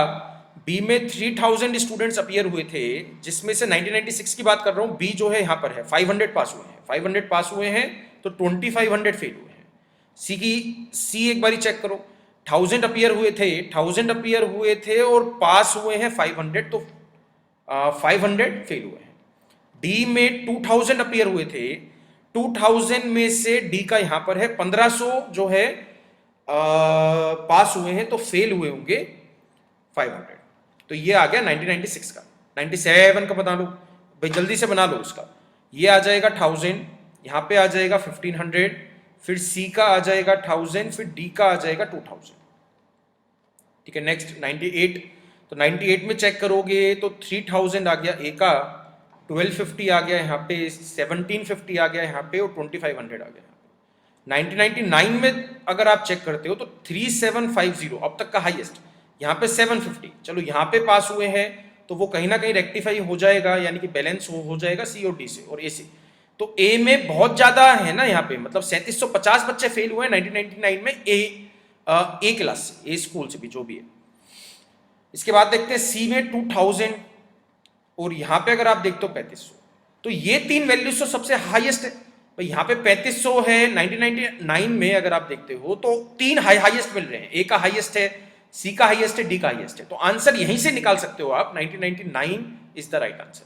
क्योंकि नंबर ऑफ स्टूडेंट्स बहुत ज्यादा बैठे हैं, उसमें से कुछ पास भी हुए हैं, तो नंबर ऑफ स्टूडेंट्स फेल होने के चांसेस बहुत ज्यादा है, कि जहां पे नंबर ऑफ स्टूडेंट्स ज्यादा है वहां से नंबर ऑफ स्टूडेंट्स फेल होने के चांसेस बहुत ज्यादा है, ठीक है। एक बार क्वेश्चन नंबर 2 स्टार्ट करते हैं। So what is the pass percentage of school A in 1998? तो 1998 में स्कूल ए की पास परसेंटेज क्या है? 4000 बच्चे अपीयर हुए थे, जिसमें से पास हुए हैं 1998 में ए का, तो ए आ गया यहाँ पे 1000, तो 1000 पास हुए हैं, पास परसेंटेज आपको निकालनी थी, तो आंसर क्या आ जाएगा? 25% इज द राइट आंसर, ठीक है। Next question 3rd, if the percentage point is defined as the difference between two percentage values, by how many percentage points is the pass percentage of school B in 1999 more than that of school D in 1998? तो school B का 1999 में पास percentage निकालनी है और school D की 1998 की पास percentage निकालनी है। तो 8 वाली निकाल लेते हैं सबसे पहले, डी का। तो डी का अगर आप देखते हो 1998 में 4000 अपीयर हुए थे, 4000 अपीयर हुए थे, और पास कितने हुए हैं? ओके, पास परसेंटेज, तो पास हुए हैं डी में 1998, तो डी में पास हुए हैं 1500, तो यहां पे क्या आ जाएगा? 1500 एंड मल्टीप्लाई बाय 100, ठीक है। तो 150/4, तो 150/4 क्या बन गया 37.5%, तो डी का क्या क्या है 37.5%, 1998 में पास परसेंटेज। इसी तरीके से निकाल लेंगे बी का, तो बी अगर आप देखते हो तो बी किसका निकालना है 1999 का निकालना है। तो बी 1999 में अपीयर स्टूडेंट्स हुए थे 3000, जिसमें से पास हुए हैं, ठीक है, जिसमें से बी 1999, तो बी इज हेयर 2250 पास हुए हैं, मल्टीप्लाई बाय 100, तो आंसर क्या आ गया 75%। तो दोनों के परसेंटेज पॉइंट्स में डिफरेंस बताना है, तो 37.5% is the right answer. Fourth question, from school C totally how many students have passed in all the years from 1996 to 1999, C का बताना है। तो सी अगर आप देखते हो पहले यहाँ पे है 500 प्लस, फिर सी जो है यहाँ पर है ये आ गया 1000, फिर प्लस 1998 में सी जो है इसके पीछे है, तो यहाँ पे आ जाएगा 1750, और 1999 में सी है तो यहाँ पे आ जाएगा 2000। तो आंसर क्या हो गया अभी 3000 plus 1750, 4750 plus 500, 52,050, answer is 52,050। Fine guys, so let's move to the set 4। Question थोड़ा सा डिफिकल्ट पड़ेगा, it depends on the question कि क्वेश्चन किस टाइप के बन सकते हैं इसमें। टीम ऑफ 5 प्लेयर्स, 5 प्लेयर्स है, अर्पित, बिमल, चतुर, दीनू एंड इलान, और 4 मैचेस हुए हैं, मैच 1, मैच 2, मैच 3, मैच 4। सबने बैटिंग की है, फाइन, सबने बैटिंग की है, ऐसा कुछ भी नहीं है कि किसी एक ने बैटिंग नहीं की है। ये जो यहाँ पे जो ब्लैंक आपको दिखाई दे रहा है, लेट्स सपोज अर्पित मैच 1, तो उसका स्कोर तो बनाया है उसने, वो यहाँ पे नहीं दिया है, मतलब आपको नहीं दिखाया गया है, वो आपको अज्यूम करना है, वो आपको कुछ भी मान के चलना है। डिपेंड्स ऑन द क्वेश्चन की क्वेश्चन की रिक्वायरमेंट के हिसाब से आपको ये वैल्यू फिल करनी है। और each column has 2 values missing. जैसे मैच 1 की बात करोगे, मैच 1 के कॉलम की, तो अर्पित की रन नहीं दिए हैं, और जो है भी चतुर के रन नहीं दिए हैं। These are the run scored by 2 lowest scores in the match, मतलब 88 से कम नहीं हो सकता है, 88 से ज्यादा नहीं हो सकता है, 72 से ज्यादा नहीं हो सकता है, 60 से ज्यादा नहीं हो सकता है। ये जो 2 वैल्यूज मिसिंग है हर एक कॉलम में, ये सबसे नीचे वाली वैल्यूज है, लोएस्ट वैल्यूज है, ठीक है। None of 2 missing values is more than 10% of the total runs in that match, मतलब कोई भी वैल्यू जो है वो 10% से ज्यादा भी नहीं हो सकती है टोटल मैच का। मतलब यहाँ पे 270 है ना, तो 270 का 10% निकालोगे, मतलब यहाँ पे 27 से ज्यादा नहीं आ सकता है, दोनों में 27 डाल दोगे उससे फर्क नहीं पड़ेगा, बट सबका टोटल, पांचों वैल्यूज का टोटल 270 बनना चाहिए, और 2 वैल्यूज जो नहीं दी हैं वो सबसे छोटी वैल्यूज हैं, ठीक है, वन थिंग। और दोनों जो कॉलम्स मिसिंग है, दोनों जो बॉक्सेस मिसिंग है, उसमें 27 से ज्यादा नहीं आ सकता है। 27 कहां से आया, 10% ऑफ द टोटल रन्स, तो टोटल रन्स 270 है, तो 270 का 10% क्या हो गया 27, मतलब किसी एक वैल्यू आप 30 नहीं मान सकते हो, बिकॉज 27 से ज्यादा आप पुट नहीं कर सकते हो, कम तो पुट कर सकते हो, 20 ले लो, 15 ले लो, 12 ले लो, 11 ले लो, that depends on the question. Again repeat कर रहा हूं, ऐसे टाइप के क्वेश्चंस में don't try to fill these values, आप फिल नहीं कर पाओगे, बहुत सारे केसेस बन सकते हैं। इस पे ज्यादातर क्वेश्चंस बनते हैं मैक्सिमम और मिनिमम वाले, कि ज्यादा से ज्यादा रन क्या बन सकते हैं, कम से कम रन क्या बन सकते हैं। हर एक क्वेश्चन में वो कुछ वैल्यूज आपको दे देगा या कुछ डेटा आपको दे देगा, उस डेटा की मदद से आपको पूरा ये चार्ट या कुछ हिस्सा आपको फिल करना पड़ेगा, ठीक है। तो स्टार्ट करते हैं एक बार। सबसे पहले ये यहाँ पे ठीक कर लेते हैं, जैसे टोटल 270 है, टोटल 270 है, और अभी जो 3 वैल्यूज का टोटल बन रहा है, अभी जो 3 वैल्यूज का टोटल बन रहा है वो 240 बन रहा है, मतलब 88 प्लस 72 प्लस 60। मैच 1 की बात कर रहा हूँ भाई, अपनी कॉपी में नोट डाउन कर लेना, इसको कॉपी में नोट डाउन कर लेना, जो अभी मैं लिखूंगा यहाँ पे। तो डिफरेंस क्या बनना चाहिए भी 30, मतलब इन दोनों वैल्यूज का सम क्या मिलना चाहिए आपको, 30 मिलना चाहिए, नहीं मिलना चाहिए। 15 आ जाए, बट 30 किसी एक में नहीं आ सकता, बिकॉज 10% वाली भी आपको बात ध्यान रखनी है, 10% वाली भी आपको बात ध्यान रखनी है। 270 का 10%, 27 से कम वैल्यू बननी चाहिए, 2 वैल्यूज, ठीक है, दोनों वैल्यूज 27 से स्मॉलर रहनी चाहिए, और दोनों वैल्यूज का सम क्या मिलना चाहिए 30, ये है इसका मतलब, ठीक है। इसी तरीके से यहाँ पे सम करो, 100 प्लस 65 प्लस 75, तो ये आ जाएगा 240, तो 240 इसमें से माइनस करोगे तो क्या मिल जाएगा 60, यानी कि दोनों वैल्यूज का सम क्या बनना चाहिए 60। इसके बाद 240 आ गया, 240 इनका सम करोगे तो मिल जाएगा आपको 208, माइनस करोगे क्या आ जाएगा 32। इसी तरीके से 200 में से माइनस करोगे 161 इन सब का टोटल है, सॉल्व कर लेना भी, उसमें कोई ज्यादा हार्ड नहीं है। तो यहाँ पे सम क्या आ जाएगा, दोनों वैल्यूज का सम क्या मिलना चाहिए 39। तो इसको नोट डाउन कर लेना भी, आगे 3 क्वेश्चन से मैं इसका यूज करूंगा। ठीक है। तो उसने पूछा what is the maximum possible percentage contribution of the Arpit in the total runs scored in the 4 matches. Fine, तो सबसे पहले तो इनका टोटल आपको निकालना है, plus this plus this plus this, ठीक है। सम करोगे तो ये आ जाएगा 1010, यानी कि 10-10। फाइन, इनका सम आ गया 10-10। अब उसने पूछा कि maximum possible percentage contribution of the Arpit, तो अर्पित की मैक्सिमम पॉसिबल परसेंटेज निकालने का मतलब क्या हो गया, अगर उसके मैक्सिमम पॉसिबल रन है तो उसकी मैक्सिमम पॉसिबल परसेंटेज भी बन जाएगी।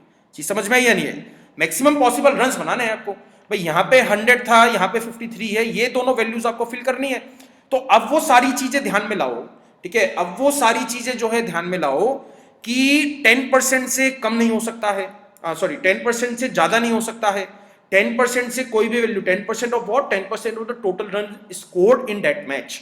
10% से फालतू कोई रन नहीं बना सकता है, ये जो दो मिसिंग वैल्यूज हैं। और एक और क्या था कि ये जो है लोएस्ट वैल्यूज हैं, मतलब लोएस्ट का मतलब क्या हो गया, यहाँ पे 110 बन चुका है, 20 बन चुका है, 78 बन चुका है। तो these are the lowest values. तो लोएस्ट टू वैल्यूज का मतलब क्या हो गया, यहाँ पे मैं ज्यादा से ज्यादा क्या पुट कर सकता हूँ, भाई मेरे को मैक्सिमम बनाना है ना, मेरे को मैक्सिमम पॉसिबल परसेंटेज निकालनी है। तो मैच 1 में अर्पित के मैक्सिमम रन्स क्या बन सकते हैं, भाई मैक्सिमम आप इसका 10% ले सकते हो। 270 था, 270 का 10% निकालोगे क्या आ जाएगा, 27। तो यहाँ पे क्या आ गया, 27। भाई 27 मान सकते हो ना आप, यहाँ पे जो है 27 आ सकता है, मैक्सिमम पॉसिबल जो वैल्यू आ सकती है वो 27 आ सकती है। बिकॉज यहाँ पे 10% of the total run scored, उससे ज्यादा आप नहीं ले सकते हो, ठीक है। बाकी 30 था, 30 कम पड़ रहे थे, 27 यहाँ पे आ गया, तो यहाँ पे आ जाएगा 3। इसके बाद देखते हैं, मेरे को अर्पित का मैक्सिमम करना है, चतुर का मैक्सिमम नहीं करना है, मेरे को अर्पित के रन्स मैक्सिमम करने हैं। मैच 3 में मैक्सिमम वैल्यू आप क्या डाल सकते हो, अर्पित के मैच 3 में। तो मैच 3 में डोंट थिंक कि आप 240 का 10% निकाल के 24, तो 24 मैक्सिमम नहीं हो सकता है। 24 अर्पित का मैच 3 में रन नहीं हो सकता है, बिकॉज यहाँ पे 20 है। चीज समझ में आई? These are the lowest values in the match, मतलब lowest values in the match Arpit और विमल के हैं। तो यहाँ पे 20 से तो कम मिलना चाहिए ना, 20 से कम मिलना चाहिए। तो यहाँ पे 20 से कम मैक्सिमम क्या आ गया, 19। तो सबका सम करोगे क्या मिल जाएगा, 100 plus 153, 153 plus 27 is what, 180, and यहाँ पे क्या आ गया, 199। फाइन गाइस, तो ये चीज आपको समझ में आएगी। इसकी परसेंटेज आपको निकालनी है 199 multiply by divided by 1010 multiply by 100। Fine, तो इसको सॉल्व करोगे तो ये मिल जाएगा 19.7%। इसको सॉल्व कर लेना, ये आंसर मिल जाएगा 19.7% इज द राइट आंसर। तो जस्ट एक चार्ट आपको समझना था कि मैक्सिमम क्या कर सकते हैं, मिनिमम क्या कर सकते हैं। एक बार ये नेक्स्ट क्वेश्चन ट्राई करते हैं। Next question is also important one, ठीक है। मैं इसको कहूंगा कि थोड़ा सा डिफिकल्ट है, level 2। If Arpit score 13 run in match 3, अर्पित ने जो है मैच 3 में 13 रन बनाए हैं, तो यहां पे क्या आ जाएगा, 13। फाइन, इसके बाद जो है दिया है 7 रन इन मैच 1। अर्पित ने मैच 1 में 7 रन बनाए, तो यहां पे आ गया 7। अब मैंने बताया था आपको, ठीक है, लास्ट चार्ट में जो किया था हमने, कि यहाँ पे 240 था, माइनस करने के बाद यहाँ पे 30 बनना चाहिए था। यहाँ पे भी 240 था, माइनस करने के बाद 60 बनना चाहिए था। 240 में से 208 रन ऑलरेडी स्कोर्ड थे, तो यहाँ पे 32 और बनाने हैं। 200 में से 161 रन स्कोर्ड है, तो यहाँ पे क्या आ जाएगा, 39। तो ये वैल्यूज आपको बनानी है। तो मैच 3 में अगर आप देखते हो, भाई 32 मेरे को चाहिए था ना एक्स्ट्रा, 32 एक्स्ट्रा चाहिए थे, तो 32 में से 13 तो आ चुके हैं। तो कितनों की कमी पड़ रही है, 19 की कमी पड़ रही है, तो यहां पे क्या आ जाएगा, 19, ठीक है। इसके बाद और कौन सी वैल्यूज मैं फिक्स कर सकता हूं, यहां पे 30 कम पड़ रहे थे, 30 में से 7 मिल चुके हैं, तो यहां पे क्या आ जाएगा, 23, ठीक है। इसके बाद देखते हैं उसने क्वेश्चन क्या पूछा है। Then what could be the minimum, बहुत ध्यान से भी, what could be the minimum difference between total runs scored by Vimal and Ilan in all the 4 matches. What could be the minimum difference, तो मिनिमम डिफरेंस का मतलब क्या होगा, विमल के तो रन तैयार पड़े, विमल के तो तैयार पड़े हैं ना, 88 प्लस 65 प्लस 19 प्लस 52, तो यहाँ पे सम क्या मिल जाएगा, 224, सम आ जाएगा 224। तो अगर मेरे को डिफरेंस मिनिमम करना है, तो इलान के जितने भी बढ़ाए जा सकते हैं, जितने भी मैक्सिमम करे जा सकते हैं, उतने आपको मैक्सिमम करने हैं। चीज समझ में आई या नहीं है? जितने भी आप मैक्सिमम कर सकते हो, उतने मैक्सिमम आपको बढ़ाने हैं, तभी उनका डिफरेंस कम हो पाएगा। बिकॉज विमल के तो फिक्स है, विमल के तो फिक्स आ चुके हैं 224 रन है, तो इलान के मेरे को 224 के मतलब आसपास लानी पड़ेगी वैल्यू। 224 आ जाती है, बहुत अच्छी बात है, बिकॉज डिफरेंस बन जाएगा 0, 0 से कम नहीं हो सकता, ठीक है। इलान के मैच 2 में मैं क्या डाल सकता हूं, मैक्सिमम, एक चीज ध्यान में रखना, इलान के मैक्सिमम होंगे, मैक्सिमम बनाने हैं आपको, आप you just need to make it maximum. तो इलान के मैच 2 में मैक्सिमम रन क्या हो सकते हैं भाई, यहां पे 300 था और 60 की कमी थी, तो 300 का 10% निकाल दिया 30, तो यहां पे मैं पुट कर सकता हूं 30, आगे भी 30, ठीक है। इसके बाद इलान के मैच 4 में भी मैक्सिमम आपको बनाने हैं, तो मैक्सिमम यहां पे आपको पता चल चुका होगा, अब 200 है, 10% से ज्यादा बन नहीं सकते हैं, तो यहां पे क्या आ जाएगा 20, 39 यहां पे था, यहां पे क्या आ जाएगा 19 और यहां पे क्या आ जाएगा 30। तो बिमल के 224 हैं, इलान के आ गए हैं 188, दोनों का डिफरेंस निकालोगे आंसर क्या आ जाएगा 36 is the minimum possible difference between Bimal and इलान, अगर ये अर्पित के ये वाले रन होते हैं तो, ठीक है। Next question, 220 run scored bye Bimal in all the 4 matches, यानी कि बिमल के जो है सारे मैचेस में 220 रन बने हैं, मतलब सबका टोटल क्या है 220 है, तो 220 का मतलब हो गया 88, 88 आ गया, 52 आ गया, 65 आ गया, ठीक है। तो यहां पे वैल्यू आ जाएगी 15, यानी कि 15 डालोगे तो 220 आ जाएगा। अब सबका सब मिलना चाहिए 240, तो 240 में से 15 मिल चुका है, 240 में से 15 मिल चुका है, तो यहां पे क्या आ जाएगा 17। एक बार वो लिख लेते हैं, एक बार वो वैल्यूज लिख लो, 270, 240 यहां पे क्या था 30, 300, 240 यहां पे क्या था 60, 240, 208 यहां पे क्या था 32, 200 में से 161 मिल गया था, यहां पे क्या था 39, ठीक है। अब एक बारी क्वेश्चन देखते हैं, तो 15 यहां पे आ गए थे, कैसे आ गए थे, बिकॉज बिमल के 220 फिक्स हैं, तो 3 वैल्यूज पता थी, चौथी में निकाल सकता हूं, तो यहां पे 15 आ गया, 32 डेफिसिट था, 32 में से 15 मिल चुका है, तो यहां पे क्या आ जाएगा 17, ठीक है। इसके अलावा मैं किसका निकाल सकता हूं, what is the maximum possible run scored bye Arpit in all the 4 matches, यानी कि सारे मैचेस में अर्पित के मैक्सिमम रन क्या बन सकते हैं।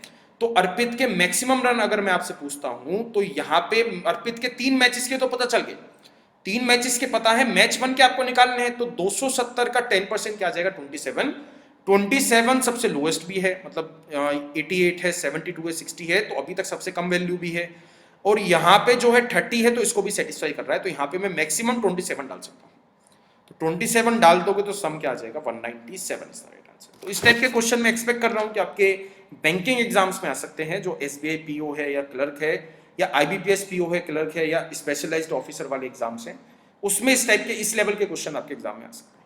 स्टार्ट करते हैं, ये कुछ डेटा आपको दिया गया है, डिपार्टमेंट्स के नाम, staff number of staff members in ECE, male and female का ब्रेकअप दिया गया है। इसी तरीके से ECE में स्टूडेंट्स कितने हैं 1800 हैं और 7:11 मेल फीमेल का रेशो है।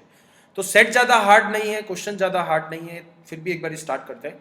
What is the ratio of the total number of staff in ECE EE, यानी कि ECE और EEE, तो टोटल कर रहा इसका कर सकते हैं, टोटल नंबर ऑफ स्टाफ पूछा है, तो आंसर क्या आ जाएगा 200। To the total number of students in CSE and IT, तो CSE एंड IT के टोटल नंबर ऑफ स्टूडेंट्स निकाल दोगे 2800 आ जाएगा, तो आंसर क्या बन गया 1:14 is the right answer, 1:14 is the right answer, ठीक है। नेक्स्ट क्वेश्चन ट्राई करते हैं, second question, the total number of males staff in IT, ठीक है, total number of male staff in IT, तो मेल स्टाफ इन IT, तो mail staff निकाल लोगे एंड EIE, IT का और EIE का मेल स्टाफ आपको निकालना है, ठीक है। तो IT में तो 5 डिवाइडेड बाय 9 50 है, नहीं 4 डिवाइडेड बाय 9 40 है, यानी कि 40 मेल स्टाफ है IT में। इसी तरीके से EIE का निकाल लो, ये आ गया 17 मल्टीप्लाई 18:17 की रेशो में आपको ब्रेक करना है, 18 वाले मेल्स हैं, यहाँ पे आ जाएगा 35, तो ये कट जाएगा 2 पे, आंसर क्या आ गया 36, यानी कि प्लस करोगे क्या आ गया 76, तो 76 आ गया फर्स्ट वाली कंडीशन का total. Is what percent of the total number of staff in these 2 departments, यानी कि EIE और IT दोनों का प्लस करना है, 90 + 70 क्या आ जाएगा 160, तो 160 का कितना परसेंट है, ठीक है, 160 का कितना परसेंट है 76, ये आपको बताना है। फाइन, तो मल्टीप्लाई क्या कर दोगे 100, तो 160 का 50% क्या बन जाएगा भाई 80, 160 का 50% 80 है, तो 50 से थोड़ा सा कम है, तो थोड़ा सा कम है, तो आंसर बन जाना चाहिए 49 पॉइंट समथिंग%। ऑप्शन देख लेना, इसमें दिया नहीं है, 49% कुछ इसका आंसर बन जाएगा आसपास अप्रॉक्सीमेट, ठीक है। Next question,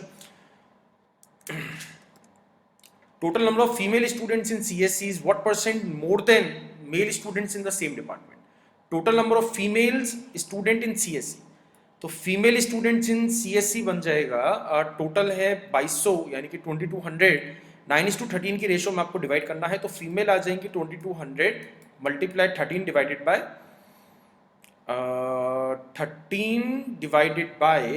22 fine. 13 divided by क्या आ गया 22, तो इसको डिवाइड कर दोगे तो क्या आ जाएगा 100।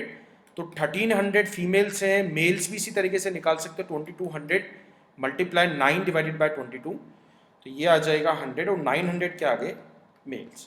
तो 900 से उसने एक चीज ध्यान रखना भी, व्हाट परसेंट मोर पूछा है, मतलब कितनी फीमेल ज्यादा है मेल से, कितनी फीमेल ज्यादा है मेल से, उसको परसेंटेज की टर्म्स में आपको निकालना है। तो 900 से 400 ज्यादा है फीमेल्स, तो 400 डिवाइडेड बाय 900 मल्टीप्लाई बाय 100, तो यहां से आंसर बन जाएगा 0 से 0 400 डिवाइडेड बाय 9, तो 400 डिवाइडेड बाय 9 आंसर आ गया 44.44% is the right answer. Option देख लेना, आंसर आपको मिल जाएगा 44.44%। ठीक है, नेक्स्ट क्वेश्चन, फोर्थ क्वेश्चन एक बार ट्राई करते हैं। Find the number of female student in ME department. Easy है भाई, ज़्यादा हार्ड नहीं है, ज़्यादा क्या कुछ भी हार्ड नहीं है। Find the number of female students in ME department, तो 1600 फीमेल निकालना है, 15 डिवाइडेड बाय 32, तो ये चला जाएगा 50 पे 55 जा 750 इज द राइट आंसर। ठीक है, question number 5th, find the average of total. तो मैंने आपसे कई सारे डेटा इंटरप्रिटेशन के सेट्स में कहा है कि एवरेज के क्वेश्चन आपको स्किप करने हैं, बट इस क्वेश्चन में आप कर सकते हो बिकॉज वैल्यूज छोटी हैं। 120 plus 80 plus 150 plus 90 plus 140 plus 70 करोगे तो आपको मिल जाएगा 650। 650 को डिवाइड करना है 6 से, तो जो भी आंसर आएगा ये आपका सही answer. Fine guys, so let's move to the set 6। Set 6 में बोल सकता हूँ कि थोड़ा सा डिफिकल्ट है, ठीक है, तो उसको ध्यान से सुनना। ओके गाइस, तो इसमें कई सारी चीज़ें आपको दी हैं, इसको जो डायरेक्शंस हैं उसको एक बार ध्यान से पढ़ते हैं। पाई चार्ट क्या बोलता है, percentage distribution of the total production by given 6 companies, मतलब 6 कंपनीज हैं ABCDEF, उन कंपनीज का प्रोडक्शन का डिस्ट्रीब्यूशन दिया गया है। ठीक है, प्रोडक्शन का डिस्ट्रीब्यूशन दिया गया है, मतलब टोटल जितनी भी कॉस्ट आई है, जितनी भी प्रोडक्शन में कॉस्ट आई है उसका डिस्ट्रीब्यूशन ये दिया गया है। अगर वो 100 रुपीज़ खर्च हुआ है, 6 की 6 कंपनीज का मिला के 100 रुपीज़ खर्च हुआ है, तो 20 रुपये ए ने खर्च करा है, 14 रुपये बी ने खर्च करा है कोई भी प्रोडक्ट बनाने में। ठीक है, एंड प्रोडक्ट हैं 2, M1 एंड M2। ठीक है, इसके बाद देखते हैं द टेबल शोज, कहाँ गया भाई, the table shows ratio of the production of M1 to that of M2, मतलब M1 और M2 दो मॉडल्स हैं। फाइन, कार के मान लेते हैं, 2 मॉडल्स हैं, उसमें जितना खर्चा हुआ है उसका रेशो का ब्रेकअप दिया गया है। मतलब ए के अगर 20 रुपए खर्च हुए हैं तो 13 रुपए M1 पे खर्च हुए हैं, 7 रुपए M2 पे खर्च हुए हैं। मतलब जो भी खर्चा कंपनी ए ने करा है वो इसी रेशो में करा है दोनों प्रोडक्ट पे, M1 और M2 पे। ठीक है, प्रॉफिट अर्न की अलग आपको एक टेबल दी गई है। M1 पे ए ने 25% बढ़ा के बेचा है, मतलब 25% का प्रॉफिट कमाया है, और M2 पे 32% का प्रॉफिट कमाया है। तो ये सारा चार्ट है, मतलब 3 चीजें आपको दी गई हैं। टोटल प्रोडक्शन कॉस्ट का ब्रेकअप दिया गया है company wise, and model wise total cost का ब्रेकअप दिया गया है हर एक कंपनी का, इंडिविजुअल कंपनी का। एक का टोटल जो 2 मॉडल हैं, मॉडल का जो ब्रेकअप है, कॉस्ट का ब्रेकअप है वो इस तरीके से है, और प्रॉफिट अर्न का ब्रेकअप दिया गया है दोनों मॉडल्स का। फाइन, तो ये 3 चीजें हैं, ये 3 चीजें दिमाग में रखना। एक बार क्वेश्चन स्टार्ट करते हैं। So what is the total profit earn by company A on model M1 इन करोड़। तो टोटल जो खर्चा हुआ है वो 3.2 करोड़ हुआ है, तो सारी कहानी 3.2 से स्टार्ट करनी पड़ेगी। तो 3.2 करोड़ रुपए जो है खर्चा हुआ है टोटल सारी कंपनीज का मिला के। तो सबसे पहले ए की बात करी है तो ए का परसेंटेज निकालना पड़ेगा, 20 से मल्टीप्लाई कर देंगे बिकॉज 20% दिया गया है।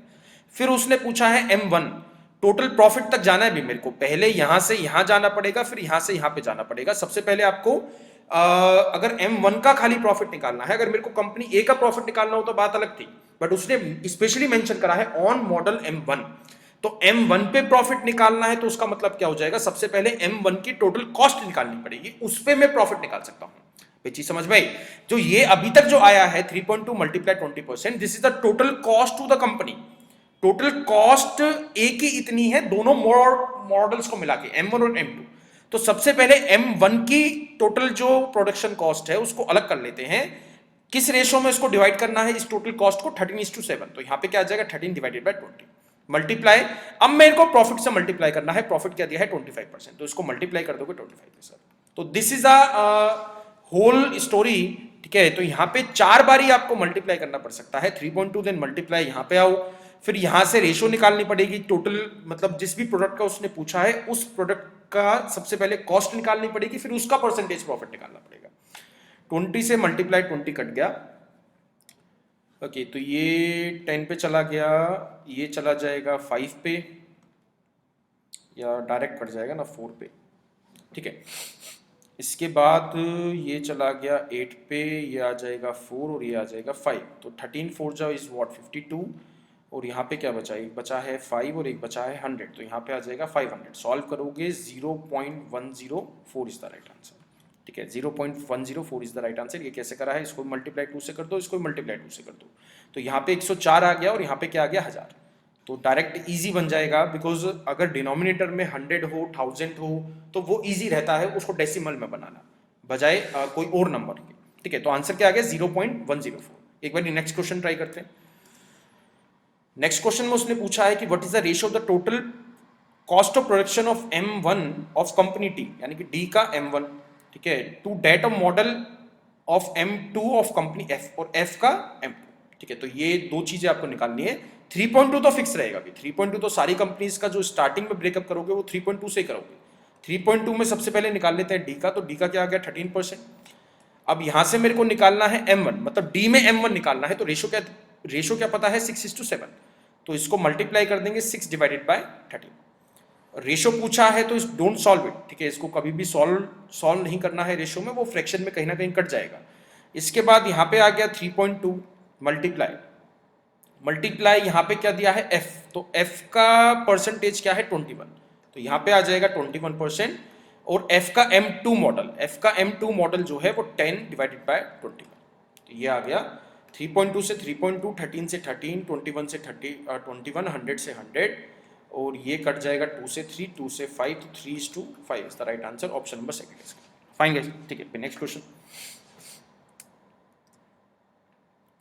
ओके, तो इस क्वेश्चन में पूछा है the cost of production of company D of model M1, तो डी का model M1 is what percent of the cost of production by the same company, ठीक है, same company on model M2, मतलब D का ही M2 और D का ही M1, तो D का जो M1 है वो कितना परसेंट है, डी का जो M1 है वो कितना परसेंट है डी के M2 की जो कॉस्ट ऑफ प्रोडक्शन है उसका, ठीक है। एक बार ये स्टार्ट करते हैं भी, ठीक है, तो डी 3.2 आ गया, D is what, D is 13, और M1 का पूछा है तो डी का M1 क्या आ गया 6/13, तो यहाँ पे आ जाएगा 6/13 इज व्हाट परसेंट, तो परसेंट में भी इसी तरीके से करना पड़ेगा, यहाँ पे मल्टीप्लाई बाय 100 कर देंगे। So what percent of the cost of production by the same company on model M2, so cost of same company, तो 3.2 मल्टीप्लाई 13% एंड मल्टीप्लाई 7/13, बिकॉज उसने क्या दिया है मॉडल M2, तो ये सब तो कट ही गया, मतलब फर्स्ट 2, 13 से 13 कट जाएगा, 600 डिवाइडेड बाय 7 आ गया, तो अप्रॉक्स 80% के आसपास आपका आंसर बन जाना चाहिए, 82% मान लेते हैं, ठीक है। ओके गाइस, तो यहाँ पे अगर ऑप्शंस दिए होते ऑप्शन से पता लग जाता कि 80% या 82% है, बट इसी रेंज में आएगा, ठीक है। अगर ज्यादा ही क्लोज ऑप्शन दिए हैं तो उसके अलावा कुछ चारा नहीं बनता, फिर आपको सॉल्व भी करना पड़ेगा, एग्जैक्ट पॉइंट पे निकालना पड़ेगा, ठीक है। नेक्स्ट क्वेश्चन एक बार ट्राई करते हैं। The percentage profit earned by company B on model M1, तो B का M1 is what percent of the percentage profit earned by company D on M2, ठीक है। तो इसमें मतलब जो एग्जामिनर जज करना चाहता है वो आपकी कंसंट्रेशन पावर जज करना चाहता है, मतलब कितना आप कंसंट्रेटेड हो, बिकॉज यहाँ पे बहुत सारा डेटा आपको दिया गया है, B का M1 निकालना है तो B का M2 निकाल दे तो क्वेश्चन गलत, जब M2 निकालोगे तो वो ऑप्शन भी क्वेश्चन में दिया होगा, फाइन, तो वो कंफ्यूज करने के लिए वो ऑप्शंस जो है आपको दे सकता है। तो percentage profit earn by company B, तो 3.2 company B is what, B is 14% and 14% का M1, 14% का M1 यानी कि बी का M1 क्या है 9, तो यहाँ पे आ जाएगा 9/40, 9:5 की रेशो है। अब इसका प्रॉफिट कौन सा M1 का, तो M1 का प्रॉफिट क्या आ जाएगा 28%, तो यहाँ पे क्या आ जाएगा 28%, ठीक है। नीचे देखते हैं 3.2 मल्टीप्लाई डी, तो डी इज व्हाट 13%, तो डी आ गया 13% मल्टीप्लाई डी का जो रेशियो है वो 6:7 है, किसका लेना है M2 का लेना है, तो यहाँ पे क्या आ जाएगा 7/13 मल्टीप्लाई M2 का परसेंटेज प्रॉफिट क्या है 25%, और इसको मल्टीप्लाई कर देंगे 100 से, ठीक है, 3.2 3.2 100 100 कट 100 100 कट एंड व्हाट 14 से 14 कट गया, 13 से 13 कट गया, 7 से ये कट गया 4 पे, 25 इसको काट देगा 4 पे, एग्जैक्ट आंसर मिल गया भाई। तो 4 4 जा 16 16 9 is what 144% is the right answer, option number 3 is correct. Fine guys, तो डेटा इंटरप्रिटेशन के मैंने आपको 6 के 6 सेट कराए हैं, अच्छे लेवल के सेट्स थे, काफी हार्ड लेवल था। मैं मानता हूं कि एसबीआई पीओ में इस लेवल के क्वेश्चन आ सकते हैं, बाकी किसी बैंक एग्जाम में इस लेवल के क्वेश्चन नहीं आएंगे। बट डेटा इंटरप्रिटेशन में एक चीज ध्यान रखना, मैं चाहे आपको 20 सेट्स करा दूं, 30 करा दूं, 40 करा दूं, 50 करा दूं, जब तक आप खुद से क्वेश्चंस नहीं बनाओगे तब तक डेटा इंटरप्रिटेशन में कॉन्फिडेंस नहीं आ पाएगा, because every question is a bit different. हर एक क्वेश्चन थोड़ा सा अलग रहेगा ही रहेगा, थोड़ी सी उसमें कैलकुलेशन अलग बन सकती है। तो अगर आपको मतलब बैंक का आपका एग्जाम है तो करीब करीब मैं कहूंगा कि 70 to 80 सेट्स सॉल्व कर लेना एग्जाम में जाने से पहले, ठीक है। डिफरेंट डिफरेंट काइंड के, हार्ड, इजी, मॉडरेट, तो सब तरह के क्वेश्चंस आपको सॉल्व करने हैं डेटा इंटरप्रिटेशन में। You have to practice a lot, practice बहुत ज्यादा करनी पड़ेगी, तब कहीं जाके कॉन्फिडेंस बनेगा आपका, ठीक है। ओके गाइस, तो डेटा इंटरप्रिटेशन आपका खत्म हुआ।